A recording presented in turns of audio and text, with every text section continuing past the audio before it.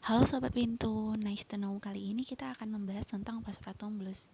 Postpartum blues atau baby blues didefinisikan sebagai suasana hati yang rendah pada ibu yang baru saja melahirkan dan juga gejala depresi ringan yang sementara, yang terbatas serta sangat umum pada periode perinatal.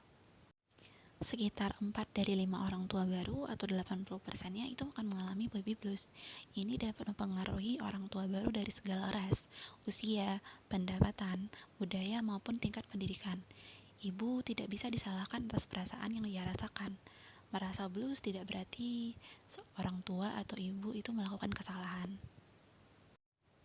Berikut beberapa ciri postpartum blues pada ibu. Yang pertama adalah perasaan cemas.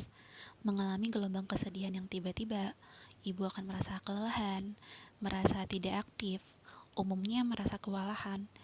Ibu juga akan merasakan kegembiraan 1 menit dan di waktu berikutnya akan mengalami kesedihan. Merasa tidak yakin tentang kemampuan dirinya akan merawat bayi.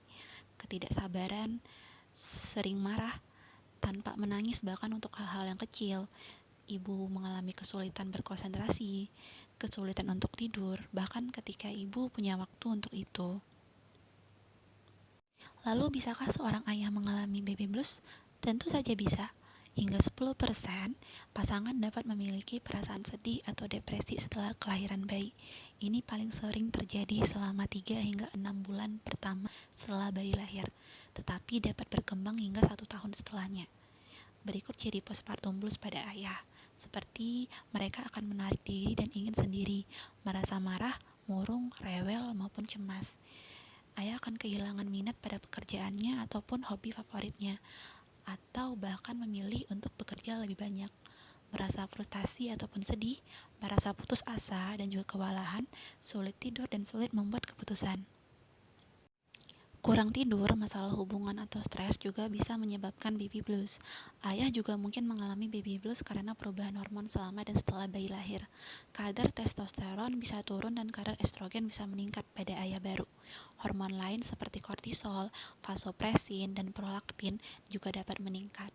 Semua perubahan hormon ini dapat menyebabkan ketidakstabilan emosi pada seorang ayah.